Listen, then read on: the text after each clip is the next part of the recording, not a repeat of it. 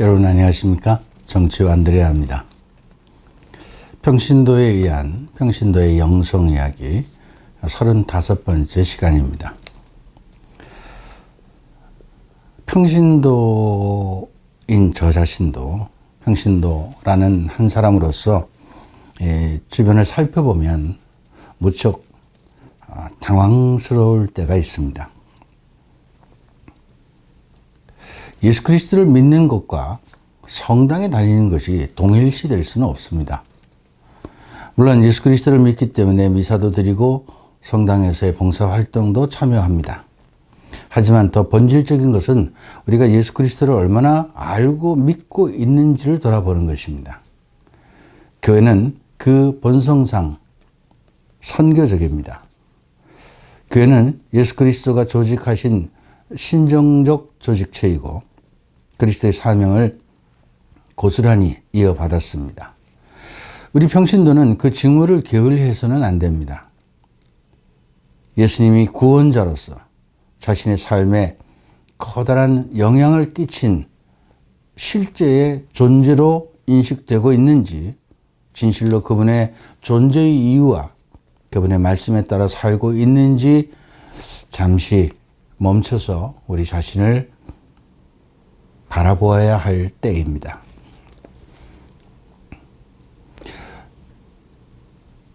저희 복음학교에 와서 공부하시는 많은 신자분들 중에는 지금까지 신앙생활을 너무 허투루 해왔다 이렇게 고백하는 분들이 참 많이 계십니다. 자기중심적인 신앙생활을 했고 하나님을 자기 멋대로 생각하고 믿었다 이렇게 고백하는 겁니다. 또 너무 모르고 신앙생활을 해왔다 이렇게 말하곤 합니다.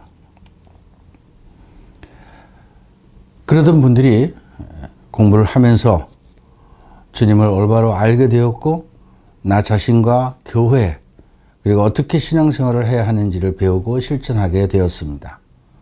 이렇게 고백하는 분들이 많이 계십니다. 교회의 존재와 교회의 존재 이유인 예수 그리스도에 대해서 올바로 알고 믿고 따르는 것에 게을리 해온 것입니다. 구성원 한 사람 한 사람이 본래의 모습을 잘 가지지 못하고 있기 때문에 교회의 존재 이유가 많은 사람들에게 불명확하게 보일 수밖에 없습니다. 교회는 교회 구성원의 대부분인 우리 평신도들의 의식과 신앙의 깊이가 드러나 보여야 합니다. 교회의 존재 이유는 바로 그 구성원인 평신도들의 존재 이유이기도 합니다. 오늘의 교회를 세우신 예수 그리스도께서는 가서 복음을 선포하고 세례를 베풀며 그들을 가르쳐서 나의 제자로 삼으라고 당부하셨습니다.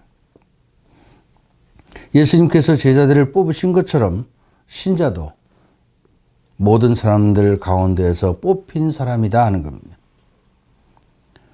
예수님께서 제자들을 가르치시고 훈련시키셔 파견시키셨던 것처럼 우리 평신도는 예수님의 말씀에 따라 살고 그 말씀을 삶으로 증거해야 합니다. 그리고 다른 사람들에게 선포해야 합니다. 이것이 복음화의 개념이자 원리입니다. 교회는 선교적입니다. 그러나 선교적이기 위해서는 내적으로 쇄신되고 말씀을 선포할 수 있는 동력을 갖춰야 합니다. 그러기 위해서는 교회 구성원인 평신도들이 먼저 배우고 훈련받아야 합니다. 복음화는 먼저 나 자신의 복음화로부터 시작되는 것입니다. 나 자신이 복음화로 무장되어 복음의 참 가치를 알고 그것을 선포하고자 하는 열정이 그 안에서 생겨나야 되는 겁니다. 그래서 하나님을 만나면 새로운 열정이 생겨나게 됩니다. 복음화는 교회의 존재 이유자 근본 소명입니다. 현대의 복음선교 18항에는 복음화에 관해서 이렇게 말을 하고 있습니다. 교회가 복음화한다는 말은 교회가 자신이 선포하는 메시지의 거룩한 힘을 통해 모든 개인과 집단의 양심, 그들의 활동, 삶과 구체적인 환경을 변화시키고자 노력하는 것이다 라고 할 수 있으며 이것이 복음화를 설명하는 가장 알맞는 표현일 것이다 라고 말합니다. 이 말의 핵심은 우리 자신의 내적 변화와 그런 삶을 통한 교회 공동체의 힘 있는 메시지가 모든 개인과 집단에 영향력을 끼칠 수 있다는 것입니다. 그렇다면 우리 자신의 내적 변화와 우리가 선포하는 메시지의 거룩한 힘은 어디에서 오는 것일까요? 그것은 바로 성령의 은총에서 오는 겁니다. 성령의 은총 없이는 내적인 삶의 변화를 가져올 수 없기 때문입니다. 성령의 은총은 우리 안에서 삼위일체이신 하나님에 대한 확고한 인식과 믿음, 그분을 따르고자 하는 순명과 봉헌의 삶을 살게 합니다. 순명과 봉헌의 삶을 통해 우리 자신의 삶이 새로운 삶, 즉 그리스도 사상에 의한 신앙적 삶으로 변하는 것입니다. 세상적 가치관을 갖고 살던 과거의 삶 안에서 그리스도 사상으로 새롭게 무장된 내적 변화가 일어나게 됩니다. 성령은 복음화의 주역이십니다.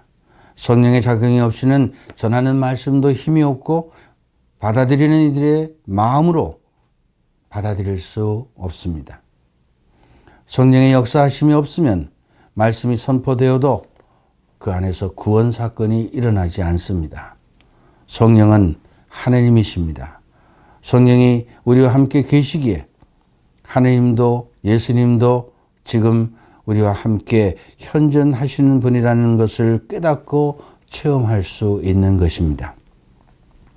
평신도들이 자신들의 존재 이유를 분명히 알고 그 사명을 다하려면 성령의 존재와 성령의 역사하심을 체험해야 합니다. 우리는 현재 성령의 시대에 살고 있습니다. 21세기 교회를 이끌어 가시는 분도 성령이시고 우리를 하느님께로 안내하시는 분도 성령이시고 우리가 하나님의 말씀, 즉 복음의 말씀을 알아듣고 그 말씀을 따라 살 수 있도록 우리를 도와주시는 분도 성령이십니다. 오늘날 우리 교회는 복음화가 절실하게 요청되는 시기입니다. 그런데 복음화의 주역이 성령이시라는 겁니다. 그러므로 모든 평신도는 성령께 마음을 열고 그분의 말씀을 듣고 그분의 이끄심에 충실해야 복음화의 도구가 될 수 있습니다. 교회의 근본 사명은 복음화입니다. 따라서 교회가 복음화를 하지 않는다면 더 이상 교회가 아니다. 이 말씀은 성 요한 바오로 2세 교황께서 1987년 남미의 주교님들의 회의 때 하신 말씀입니다.